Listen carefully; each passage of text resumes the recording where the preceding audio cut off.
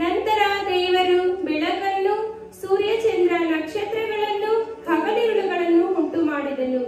ಭೂಮಿಯ ಮೇಲೆ ಎಲ್ಲಾ ರೀತಿಯ ಪ್ರಾಣಿ ಪಕ್ಷಿಗಳನ್ನು, ಕ್ರಿಮಿಕೀಟಗಳನ್ನು ಅವುಗಳ ಜಾತಿಗನುಸಾರವಾಗಿ ಉಂಟು ಮಾಡಿದನು.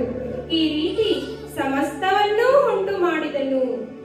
ತಾನು ಸೃಷ್ಟಿಸಿದ ಈ ಭೂಮಿಯ ಮೇಲೆ ದೊರೆತನ ಮಾಡುವುದಕ್ಕಾಗಿ ತನ್ನ ಹೋಲಿಕೆಗೆ ಸರಿಯಾಗಿ ಮನುಷ್ಯನನ್ನು ಉಂಟು ಮಾಡಿದನು. ಅವರನ್ನು ಗಂಡು ಹೆಣ್ಣಾಗಿ ನಿರ್ಮಿಸಿದನು.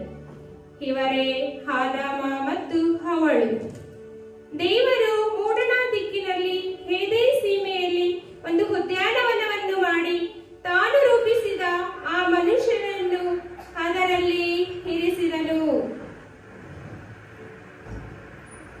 ಆಗ ದೇವರು ಆ ಮನುಷ್ಯನಿಗೆ, ನೀವು ಈ ತೋಟದಲ್ಲಿರುವ ಎಲ್ಲಾ ಮರದ ಹಣ್ಣುಗಳನ್ನು ಯಥೇಚ್ಛವಾಗಿ ತಿನ್ನಬಹುದು, ಆದರೆ ಒಳ್ಳೆಯದರ ಕೆಟ್ಟದರ ಅನುಭವ ಹುಟ್ಟಿಸುವ ಈ ಮರದ ಹಣ್ಣನ್ನು ಮಾತ್ರ ತಿನ್ನಬಾರದು. ತಿಂದ ದಿನ ಸತ್ತೇ ಸಾಯುವಿ. ಆಯ್ತು ತಂದೆ. ಆದರೆ ದೇವರು ಹೊಂದಬೇಕಾಗಿದ್ದ ಆರಾಧನೆಯನ್ನು ತಾನು ಹೊಂದಬೇಕೆಂದು, ತಾನೇ ಅತ್ಯುನ್ನತ ಸಿಂಹಾಸನದಲ್ಲಿ ಕೂರಬೇಕೆಂಬ ದುರಾಸೆಯಲ್ಲಿದ್ದ ಸೈತಾನನು ಈ ಮನುಷ್ಯನನ್ನು ವಂಚಿಸಲು ಅವಳ ಬಳಿಗೆ ಬಂದು, ನೀವು ಹೇಗೋ ಸಾಯುವುದಿಲ್ಲ, ನೀವು ಇದರ ಹಣ್ಣನ್ನು ತಿಂದಾಗಲೇ ನಿಮ್ಮ ಕಣ್ಣುಗಳು ತೆರೆಯುವೆವು, ನೀವು ದೇವರಂತೆ ಆಗಿ ಒಳ್ಳೆದರ ಕೆಟ್ಟದರ ಭೇದವನ್ನು ಅರಿತವರಾಗುವಿರಿ, ಇದು ದೇವರಿಗೆ ಚೆನ್ನಾಗಿ ಗೊತ್ತುಂಟು. ಆ ಸರ್ಪದ ಮಾತನ್ನು ಕೇಳಿದ ಅವ್ವ ಆ ಮರದ ಹಣ್ಣು ತಿನ್ನುವುದಕ್ಕೆ ಉತ್ತಮವಾಗಿಯೂ ನೋಡುವುದಕ್ಕೆ ರಮ್ಯವಾಗಿಯೂ ಜ್ಞಾನೋದಯಕ್ಕೆ ಅಪೇಕ್ಷಿಸತಕ್ಕದ್ದಾಗಿಯೂ ಇದೆ ಎಂದು ತಿಳಿದು ಅದನ್ನು ತೆಗೆದುಕೊಂಡು ತಿಂದಳು. ತನ್ನ ಗಂಡನಿಗೂ ಕೊಟ್ಟಳು. ಅವನು ತಿಂದನು. ಕೂಡಲೇ ಅವರಿಬ್ಬರ ಕಣ್ಣುಗಳು ತೆರೆದವು. ತಾವು ಬೆತ್ತಲೆ ಆಗಿದ್ದೇವೆಂದು ತಿಳಿದು ಅಂಜೂರದ ಮರದ ಎಲೆಗಳನ್ನು ಹೊಲಿದು ಹೊತ್ತುಕೊಂಡರು. ತರುವಾಯ ಯೆಹೋವ ದೇವರು ಸಂಜೆಯ ತಂಗಾಳಿಯಲ್ಲಿ ತೋಟದೊಳಗೆ ಸಂಚರಿಸುತ್ತಿರುವಾಗ ಆ ಸ್ತ್ರೀ ಪುರುಷರಿಬ್ಬರು ಆತನ ಸಬ್ಬಳವನ್ನು ಕೇಳಿ ಆತನಿಗೆ ಕಾಣಿಸಬಾರದೆಂದು ತೋಟದ ಮರಗಳ ಹಿಂದೆ ಅಡಗಿಕೊಂಡರು. ಇದನ್ನು ಕಂಡು ದೇವರು, ನೀನು ಈ ಕಾರ್ಯವನ್ನು ಮಾಡಿದ್ದರಿಂದ ಎಲ್ಲಾ ಪಶುಗಳಲ್ಲಿಯೂ ಅಡವಿ ಎಲ್ಲಾ ಮೃಗಗಳಲ್ಲಿ ಶಾಪಗ್ರಸ್ತವಾದಿ. ನೀನು ಹೊಟ್ಟೆಯಿಂದ ಹರಿದು ನಿನ್ನ ಜೀವಮಾನದ ದಿನವೆಲ್ಲ ಮಣ್ಣೆ ತಿನ್ನುವಿ. ನಿನಗೂ ಈ ಸ್ತ್ರೀಗೂ, ನೀನು ಸಂತಾನಕ್ಕೂ ಸ್ತ್ರೀಯ ಸಂತಾನಕ್ಕೂ ಹಗೆತನವಿರುವ ಹಾಗೆ ಮಾಡುವೆನು. ಈಕೆಯ ಸಂತಾನವು ನಿನ್ನ ತಲೆಯನ್ನು ಚಚ್ಚುವುದು, ನೀನು ಅದರ ಹಿಮ್ಮಡಿಯನ್ನು ಕಚ್ಚುವಿ. ಅವ್ವ, ನೀನು ಗರ್ಭಿಣಿಯಾಗುವ ಕಾಲದಲ್ಲಿ ಬಹು ಸಂಕಟ ಪಡಬೇಕೆಂದು ನಾನು ನಿನಗೆ ನೇಮಿಸಿದ್ದೇನೆ. ಕಷ್ಟದಿಂದಲೇ ಮಕ್ಕಳನ್ನು ಹೆರುವಿ. ಆದಾಮನೇ, ತಿನ್ನಬಾರದೆಂದು ನಾನು ನಿನಗೆ ಆಜ್ಞಾಪಿಸಿದ ಮರದ ಫಲವನ್ನು ನೀನೇ ಹೆಂಡತಿಯ ಮಾತನ್ನು ಕೇಳಿ ತಿಂದ ಕಾರಣ ನಿನ್ನ ನಿಮಿತ್ತ ಭೂಮಿಗೆ ಶಾಪ ಬಂತು. ನಿನ್ನ ಜೀವಮಾನವೆಲ್ಲ ದುಡಿದು ದುಡಿದು ಭೂಮಿಯ ಹುಟ್ಟುವಲ್ಲಿ ತಿನ್ನಬೇಕು. ಹೀಗೆ ಮನುಷ್ಯರು ದೇವರ ಮಾತಿಗೆ ಅವಿಧೇಯರಾದ ಕಾರಣ ಭೂಮಿಗೆ ಪಾಪದ ಪ್ರವೇಶವಾಯಿತು. ಮತ್ತು ದೇವರು ಮುಂಚೆಯೇ ತಿಳಿಸಿದ ಹಾಗೆ ಮರಣವು ಪ್ರವೇಶಿಸಿತು. ಮನುಷ್ಯರನ್ನು ಪಾಪದಲ್ಲಿಯೇ ಸಾಯಲು ಬಿಡದೆ ಅದರಿಂದ ನಿತ್ಯ ಜೀವವನ್ನು ಕೊಡುವ ಸಲುವಾಗಿ ಕಾಲಾನುಕಾಲಕ್ಕೆ ಸರಿಯಾಗಿ ಯೆಹೋವ ದೇವರು ಈ ಪ್ರವಾದನೆಯನ್ನು ಪುನರುಚ್ಚರಿಸುತ್ತಾ ಬಂದರು. ಅನೇಕ ಪ್ರವಾದಿಗಳ ಮೂಲಕ ಕ್ರಿಸ್ತನ ಜನನವನ್ನು ಮುಂತಿಳಿಸಿದರು. ಪ್ರವಾದಿಯಾದ ಯೆಶಾಯನ ಮುಖಾಂತರ ಕ್ರಿಸ್ತನ ಜನನದ ಬಗ್ಗೆ ಹೀಗೆ ತಿಳಿಸಿದರು: ಹೀಗೋ ಒಬ್ಬ ಕನ್ನಿಕೆಯು ಗರ್ಭಿಣಿಯಾಗಿ ಮಗನನ್ನು ಹಡೆದು ಅವನಿಗೆ ಇಮ್ಮಾನುವೇಲ್ ಎಂದು ಹೆಸರಿಡುವಳು. ಒಂದು ಹೊರದ ಮಗು ನಮಗಾಗಿ ಜನಿಸಿದೆಯಷ್ಟೇ, ಹೊರದ ಮಗನು ನಮಗೆ ದೊರೆತನು, ಆಡಳಿತವು ಅವರ ಬಾಹುವಿನ ಮೇಲಿರುವುದು. ಹೀಗೆ ಸಾವಿರಾರು ವರ್ಷ ವರ್ಷಗಳ ಕಳೆದ ನಂತರ ಯೆಹೋವ ದೇವರು ಮನುಷ್ಯನನ್ನು ಶಾಪದಿಂದ ವಿಮೋಚಿಸುವುದಕ್ಕಾಗಿ ಕ್ರಿಸ್ತ ಯೇಸುವನ್ನು ಭೂಮಿಗೆ ಕಳಿಸಿಕೊಟ್ಟರು. ಕ್ರಿಸ್ತನ ಜನನ. ದೇವರು ತನ್ನ ದೂತನನ್ನು ಗಲಿಲಾಯ ಸೀಮೆಯ ನಜರೇತ್ ಎಂಬ ಊರಿಗೆ ಕಳಿಸಿದನು.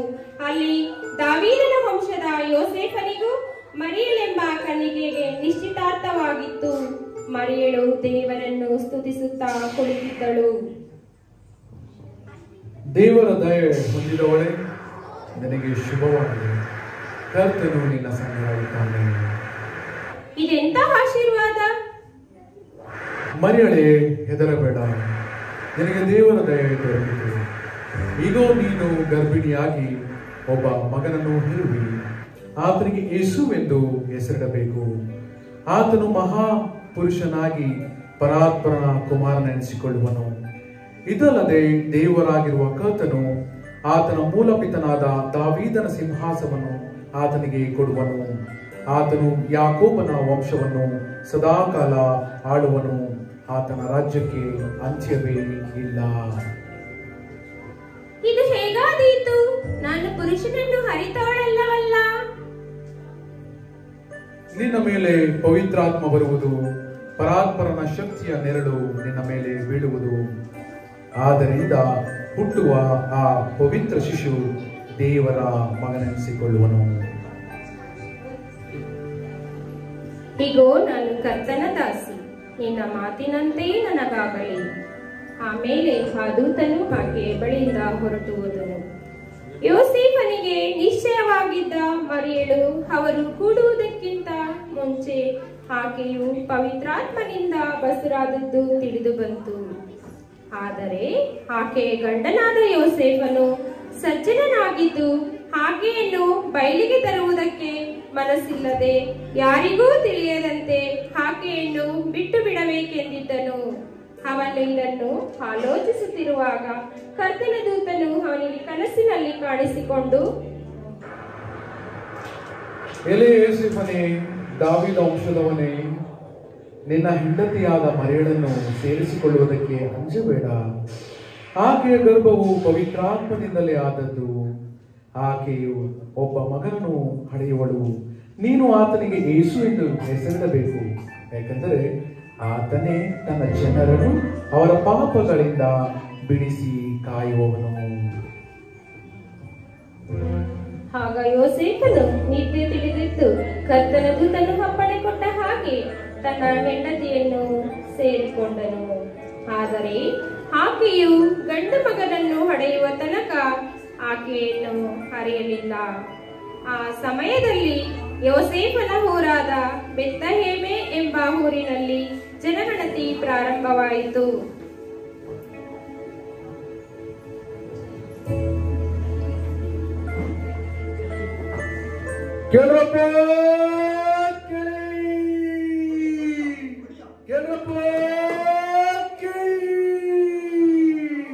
ಚಕ್ರವರ್ತಿ ಅಪ್ಪಣೆಯಂತೆ ಎಲ್ಲರೂ ತಮ್ಮ ತಮ್ಮ ಊರುಗಳಿಗೆ ಹೋಗಿ ತಮ್ಮ ಹೆಸರನ್ನು ನೋಂದಾಯಿಸಿಕೊಳ್ಳಬೇಕೆಂದು ಕೇಳಿಕೊಳ್ತೇನೆ.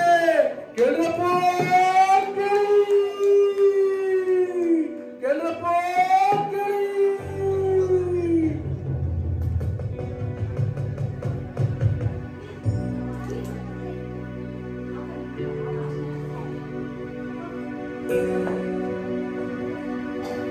ಮರಿಯಳೇ, ನಮ್ಮ ಹೆಸರನ್ನು ನೋಂದಾಯಿಸಿಕೊಳ್ಳಲು ನಾವು ಬೆತ್ಲೆಹೇಮಿಗೆ ತಾನೇ ಹೋಗಬೇಕು.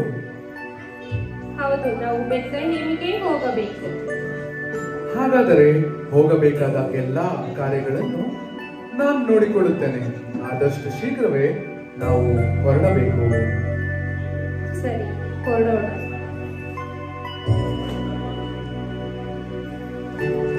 ಯೋಸೇಫ ಮತ್ತು ಮರಿಯಳು ಬೆತ್ಲೆಹೇಮಿಗೆ ಬಂದು ಸೇರುವರು. ಆ ಸಮಯದಲ್ಲಿ ಮರಿಯಳು ದಿನ ತುಂಬಿದವಳಾಗಿದ್ದಳು. ಅವರು ಹಿಡಿದುಕೊಳ್ಳಲು ಸ್ವಲ್ಪವೂ ಜಾಗ ಇರಲಿಲ್ಲ. ತಾವು ಹಿಡಿದುಕೊಳ್ಳಲು ಜಾಗವನ್ನು ಹುಡುಕುತ್ತಿದ್ದರು.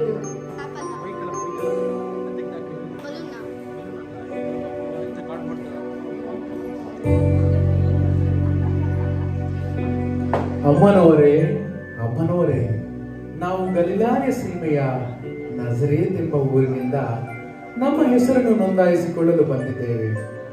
ಈಕೆಯು ನನ್ನ ಹೆಂಡತಿ, ಪೂರ್ಣ ಗರ್ಭಿಣಿಯಾಗಿದ್ದಾಳೆ. ಈಕೆಗೆ ದಿನ ತುಂಬಿದೆ. ಆಶ್ರಯಿಸಿಕೊಳ್ಳಲು ಸ್ವಲ್ಪ ಜಾಗ ಕೊಡುವಿರಾ? ಕ್ಷಮಿಸಿ, ಇಲ್ಲಿ ಯಾವ ಜಾಗವೂ ಇಲ್ಲ. ಬೇಕಾದರೆ ಅಲ್ಲಿ ಒಂದು ದನದ ಕೊಟ್ಟಿಗೆ ಇದೆ, ನೀವು ಅಲ್ಲಿ ಇರಬಹುದು.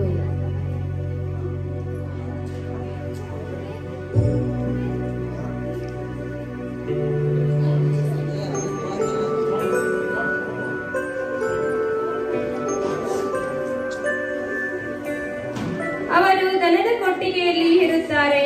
ಆಗ ಕ್ರಿಸ್ತ ಯೇಸುವಿನ ಜನನವಾಗುವುದು.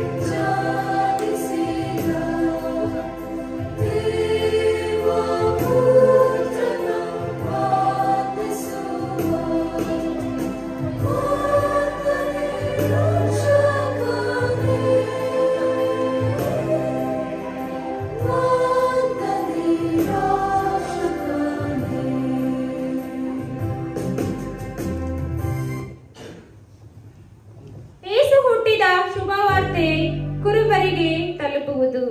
ಆ ಸೀಮೆಯಲ್ಲಿ ಕುರುಬರು ಹೊಲದಲ್ಲಿದ್ದುಕೊಂಡು ರಾತ್ರಿಯಲ್ಲಿ ತಮ್ಮ ಕುರಿ ಹಿಂಡುಗಳನ್ನು ಕಾಯುತ್ತಿರಲಾಗಿ ಕರ್ತನ ದೂತನೊಬ್ಬನು ಬಂದು ಅವರ ಎದುರಿನಲ್ಲಿ ನಿಂತನು. ಕರ್ತನ ಪ್ರಭೆಯು ಅವರ ಸುತ್ತಲೂ ಪ್ರಕಾಶಿಸಿತು. ಕುರಿ ಕಾಯುವರು ಬಹಳವಾಗಿ ಹೆದರಿದರು. ಹೆದರಬೇಡಿರಿ, ಕೇಳಿರಿ, ಜನರಿಗೆಲ್ಲ ಮಹಾ ಸಂತೋಷವನ್ನುಂಟು ಮಾಡುವ ಶುಭ ಸಮಾಚಾರವನ್ನು ನಿಮಗೆ ತಿಳಿಸುತ್ತೇನೆ. ಅದೇನೆಂದರೆ, ಈ ಹೊತ್ತು ನಿಮಗೋಸ್ಕರ ದಾವೀದನೂರಿನಲ್ಲಿ ಒಬ್ಬ ರಕ್ಷಕನು ಹುಟ್ಟಿದ್ದಾನೆ. ಆತನು ಕರ್ತನಾಗಿರುವ ಕ್ರಿಸ್ತನೇ. ಆತನು ನಿಮಗೆ ಗೊತ್ತಾಗುವುದಕ್ಕೆ ಗುರುತೇನೆಂದರೆ, ಬಟ್ಟೆಯಿಂದ ಸುತ್ತಿರುವ ಒಂದು ಕೂಸು ಗೋದಲಿಯಲ್ಲಿ ಮಲಗಿರುವರು ಕಾಣುವಿರಿ.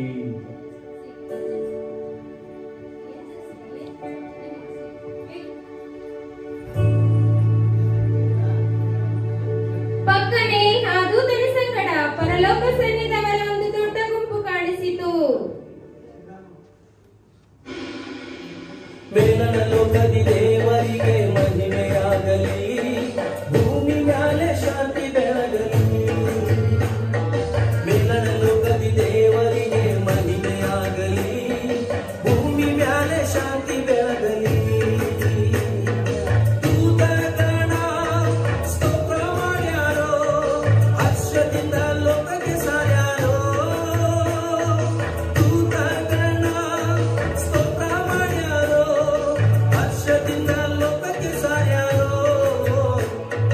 ಕ್ರಿಸ್ಮಸ್ ಹಬ್ಬ ಬಂದು ನೋಡಣ್ಣ, ಭೂಮಿ ಮೇಲೆ ಖುಷಿ ತಂದಣ್ಣ.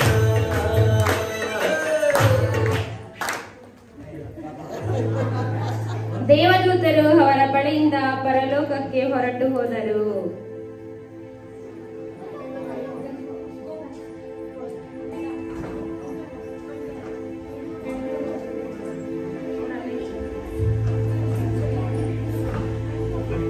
ಅಣ್ಣ, ಅಣ್ಣ, ನಮಗೆ ರಕ್ಷಕನು ಹುಟ್ಟಿದ್ದಾನಂತೆ. ನಾವು ಈಗಲೇ ಹೋಗಿ ಬೆತ್ಲೆಹೇಮಿಗೆ ಕರ್ತನು ನಮಗೆ ತಿಳಿಯಪಡಿಸಿದ ಆ ಸಂಗತಿಯನ್ನು ನೋಡೋಣ, ನಡೆಯಿರಿ ಎಂದು ತಮ್ಮೊಳಗೆ ಮಾತನಾಡಿಕೊಂಡು ಯೋಸೇಫ ಮತ್ತು ಮರಿಯಳನ್ನು ಭೇಟಿ ಮಾಡಲು ಕುರುಬರು ಹೊರಡುವರು.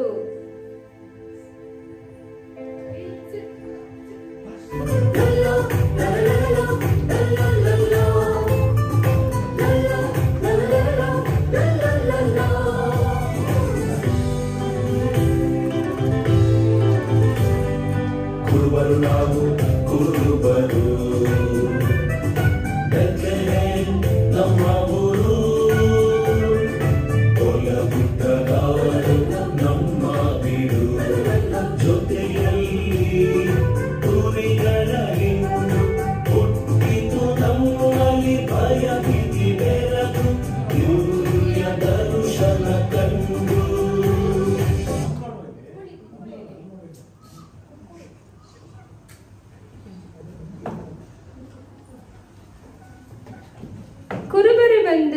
ಯೋಸೇಫನನ್ನು ಮರಿಯಳನ್ನು ಗೋದಲಿಯಲ್ಲಿ ಮಲಗಿರುವ ಆ ಕೂಸನ್ನು ಕಂಡುಕೊಂಡರು. ಅದನ್ನು ನೋಡಿದಾಗ ಅವರು ಆ ಮಗುವಿನ ವಿಷಯದಲ್ಲಿ ತಮಗೆ ಹೇಳಿದ್ದ ಮಾತನ್ನು ತಿಳಿಯಪಡಿಸಿದರು. ಕುರುಬರು ಮಗುವನ್ನು ನೋಡಿ ಸಂತೋಷಪಟ್ಟು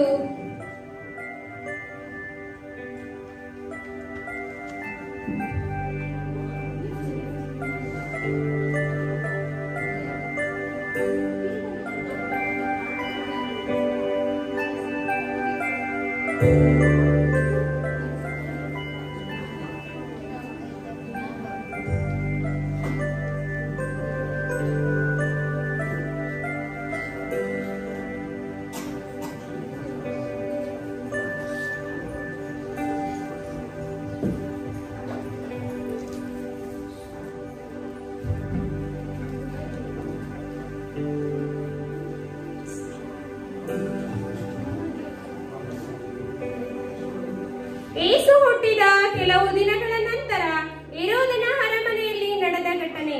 ಅರಸನಾದ ಹೆರೋದನ ದಿನಗಳಲ್ಲಿ ಯೂದಾಯ ಸೀಮೆಯ ಬೆತ್ಲೆಹೇಮ್ ಎಂಬ ಊರಲ್ಲಿ ಯೇಸು ಹುಟ್ಟಿದಾಗ ಮೂಡಣ ದೇಶದ ಜೋಯಿಸರು ಯೆರೂಸಲೇಮಿಗೆ ಹೊರಡುವರು. ಹೆರೋದ ರಾಜನ ಆಗಮನ. ರಾಜ ತನ್ನ ಸೇವಕನ ಜೊತೆ ಬರುವರು.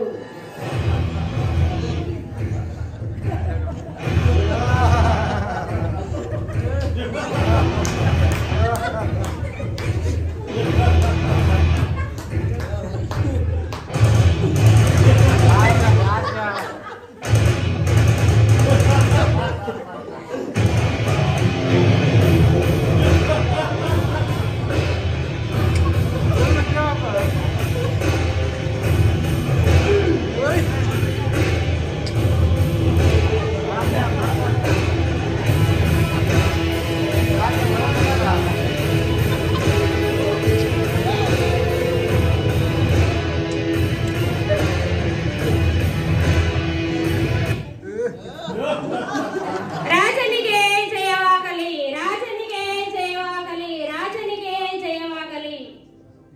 ಯಾರಲ್ಲಿ ಹೇಳಿ ಅರಸೆ. ಏನಾದರೂ ವಿಷಯ ಉಂಟೆ? ಹೌದು ಅರಸೆ, ಜ್ಞಾನಿಗಳು ಬಂದಿದ್ದಾರೆ. ಜ್ಞಾನಿಗಳು? ಅವರು ಏತಕ್ಕೆ ಬಂದಿದ್ದಾರೆ ವಿಚಾರಿಸಿದ್ದೀರಾ? ಹೌದು ಅರಸೆ, ಅವರು ನಿಮ್ಮ ಬಳಿ ಮಾತನಾಡಬೇಕೆಂದು ಬಂದಿದ್ದಾರೆ. ಹಾಗೆ ಆಗಲಿ, ಅವರನ್ನು ಕರೆದನಿ. ಆಗಲಿ, ಸೇವಕರು ಜ್ಞಾನಿಗಳನ್ನು ಕರೆತರುವರು. ರಾಜನಿಗೆ ಶುಭವಾಗಲಿ, ರಾಜನಿಗೆ ಶುಭವಾಗಲಿ, ರಾಜನಿಗೆ ಶುಭವಾಗಲಿ, ರಾಜನಿಗೆ ಶುಭವಾಗಲಿ. ರಾಜರಿಗೆ ಯಾವಾಗಲೂ ಶುಭವೇ. ನೀವು ನಮ್ಮನ್ನು ಭೇಟಿ ಮಾಡಲು ಬಂದ ಉದ್ದೇಶ? ರಾಜರೇ, ನಾವು ಮೂಡಣ ದೇಶದಿಂದ ಬಂದಿರುವ ಜೋಯಿಸರು. ಭೂಲೋಕದಲ್ಲಿ ಒಂದು ಅದ್ಭುತವಾದ ಮಹಾ ವಿಷಯ ನಡೆದಿದೆಯಂತೆ ಮಹಾಪ್ರಭು. ಹೌದೇ? ಅದೇನದು?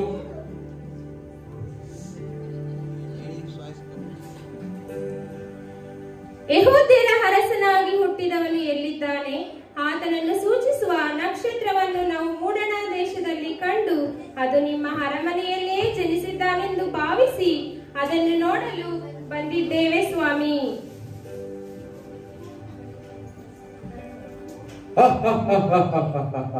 ಪರಾಕ್ರಮಿಯಾದ ನಾನಿಲ್ಲಿ ರಾಜನಿರಬೇಕಾದ್ರೆ ಅರಸನು ಜನಿಸುವುದೇ? ಅದು ಹೇಗೆ ಸಾಧ್ಯ? ತಮಾಷೆ ಮಾಡ್ತಿದ್ದೀರಾ? ರಾಜರೇ, ನಾವು ಹೇಳಿದ್ದು ಸತ್ಯ, ನಿಜವಾಗ್ಲೂ ಸತ್ಯ. ಅರಸನು ಹುಟ್ಟಿದ್ದಾನೆ. ಮತ್ತೆ ಅದೇ ಮಾತು. ನೀವು ಹೇಳಿದ್ದು ಏನಾದರೂ ನಿಜವಾಗದಿದ್ದರೆ ನಿಮ್ಮನ್ನು ಇಲ್ಲೇ ಕೊಲ್ಲಿ ಸಂಹರಿಸುವನು. ಯಾರಲ್ಲಿ?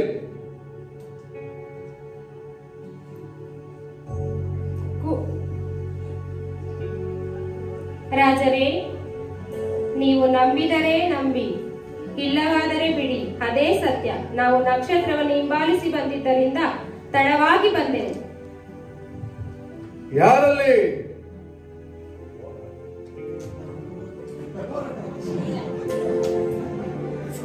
ಹೇಳಿ ಅರಸೆ. ಪಂಡಿತರನ್ನು ಕರೆತನ್ನಿ. ಆಗಲೇ ಅರಸೆ, ಸೇವಕರು ಜ್ಞಾನ ಪಂಡಿತರನ್ನು ಮಹಾಯಾಜಕರನ್ನು ಕರೆತರುವರು.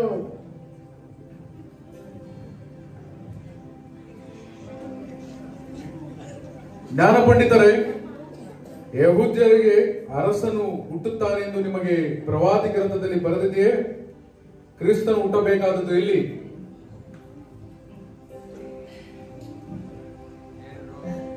ಹೌದು ಅರಸೆ, ಎಫ್ರಾತದ ಬೆತ್ಲಹೇಮೆ. ಯಾಕೆಂದರೆ ಯೆಹೂದ ಸೀಮೆ ಬೆತ್ಲಹೇಮೆ, ಯೂದಾಯದ ಮುಖ್ಯ ಪಟ್ಟಣಗಳಲ್ಲಿ ನೀನು ಎಷ್ಟು ಮಾತ್ರವೂ ಸಣ್ಣದಲ್ಲ. ಒಬ್ಬ ಅಧಿಪತಿ ನಿನ್ನೊಳಗಿಂದಲೇ ಹೊರಡುವನು. ಆತನು ತನ್ನ ಪ್ರಜೆಯಾದ ಇಸ್ರಾಯೇಲರನ್ನು ಆಳತಕ್ಕವನು ಎಂಬುದಾಗಿ ಪ್ರವಾದಿಯ ಮುಖಾಂತರ ಬರೆದಿದೆ ಪ್ರಭು. ಜ್ಞಾನ ಪಂಡಿತರೇ, ನೀವಿನ್ನು ಹೊರಡಬಹುದು. ಜ್ಞಾನ ಪಂಡಿತರು ಹೋಗುವರು. ರಾಜನೇ, ಆ ಮಗುವನ್ನು ನೋಡಿ ಕೊಂಡಾಡುವುದಕ್ಕೆ ಅಪ್ಪಣೆ ಕೊಡಿ. ಹಾಗಲೇ ನೀವು ಹೋಗಿ ಕೂಸನ್ನು ಕಂಡು ಪುನಃ ನನ್ನ ಹತ್ತಿರಕ್ಕೆ ಬಂದು ಕೂಸು ಇರುವ ಸ್ಥಳವನ್ನು ನನಗೆ ತಿಳಿಸಿರಿ. ನಾನು ಬಂದು ಅದಕ್ಕೆ ಅಡ್ಡ ಬೀಳಬೇಕು. ಧನ್ಯವಾದಗಳು ಮಹಾಪ್ರಭು.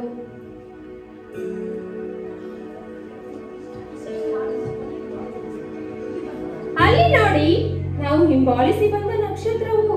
ಆ ನಕ್ಷತ್ರವನ್ನು ಹಿಂಬಾಲಿಸಿದರೆ ಆ ಮಗು ಇರುವ ಸ್ಥಳವನ್ನು ನಾವು ಕಂಡುಹಿಡಿಯಬಹುದು. ತಂದೆವು ನಾವು ಶಾಸ್ತ್ರಜ್ಞರು, ರಕ್ಷಕರು ಎಲ್ಲಿದರು,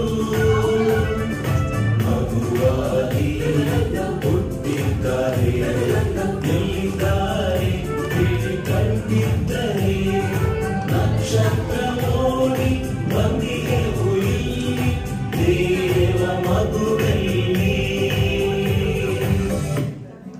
ಅವರು ನಕ್ಷತ್ರವನ್ನು ಕಂಡು ಅತ್ಯಂತ ಸಂತೋಷ ಪಟ್ಟರು ಮತ್ತು ಆ ಮನೆಯೊಳಗೆ ಹೋಗಿ ಆ ಕೂಸನ್ನು ಅದರ ತಾಯಿಯಾದ ಮರಿಯಳ ಬಳಿಯಲ್ಲಿ ಕಂಡು ಅದಕ್ಕೆ ಸಾಷ್ಟಾಂಗ ನಮಸ್ಕಾರ ಮಾಡಿ ತಮ್ಮ ಗಂಟುಗಳನ್ನು ಬಿಚ್ಚಿ ಅದಕ್ಕೆ ಚಿನ್ನ, ಧೂಪ, ರಕ್ತ ಬೋಳಗಳನ್ನು ಕಾಣಿಕೆಯಾಗಿ ಕೊಟ್ಟರು.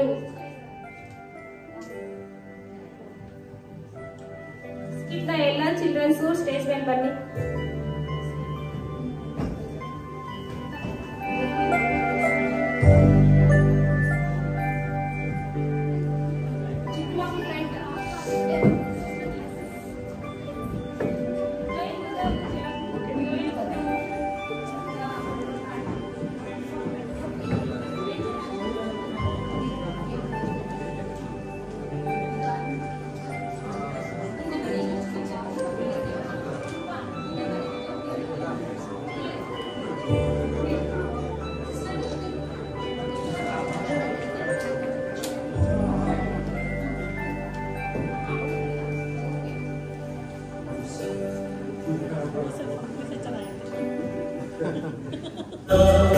ಶುಭ ದಿನದಲ್ಲಿ ನಿನ್ನ ಕ್ರಿಸ್ತನ ಜನ್ಮದಿನ.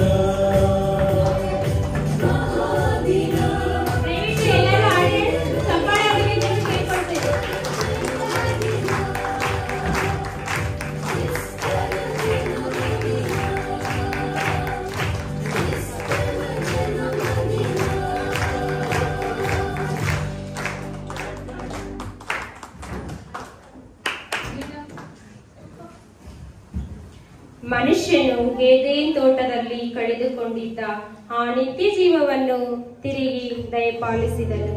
ಹೀಗೆ ಭೂಮಿಯಲ್ಲಿ ಮನುಷ್ಯನಾಗಿ ಜನಿಸಿದ ಯೇಸು ಕ್ರಿಸ್ತನು ನಮ್ಮ ಪಾಪಗಳ ಸಲುವಾಗಿ ಆ ಕಲ್ವಾರಿ ಶಿಲುಬೆಯಲ್ಲಿ ನಮಗೆ ಬದಲು ಮನುಷ್ಯನಾಗಿ ತನ್ನನ್ನು ತಾನು ಸಮರ್ಪಿಸಿಕೊಂಡು ಯಜ್ಞಾರ್ಪಿತನಾದನು. ಪಾಪ ಮಾಡಿದ ಪ್ರತಿಯೊಂದು ಪ್ರಾಣಿಯು ಸಾಯಬೇಕೆಂಬ ನಿಯಮಕ್ಕನುಸಾರವಾಗಿ ತಾನು ಮರಣವನ್ನು ಅನುಭವಿಸಿ ನಮಗೆ ಆ ಏದೇನ್ ತೋಟದಲ್ಲಿ ಕಳೆದುಕೊಂಡಿದ್ದ ಆ ನಿತ್ಯ ಜೀವವನ್ನು ತಿರುಗಿ ದಯಪಾಲಿಸಿದನು. Thank you.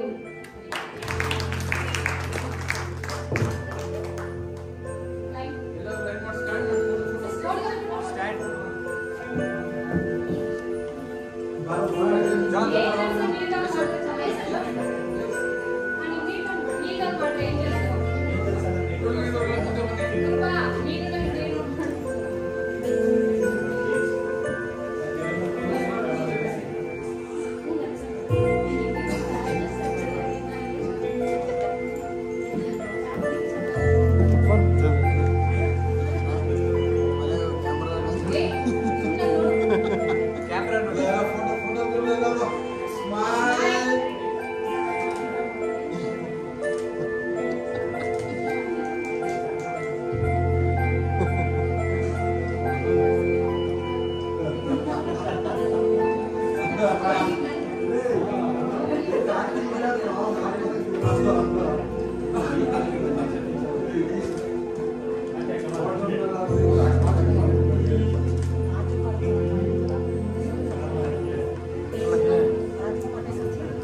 Chitrappa photo photo ಆಯ್ತಾ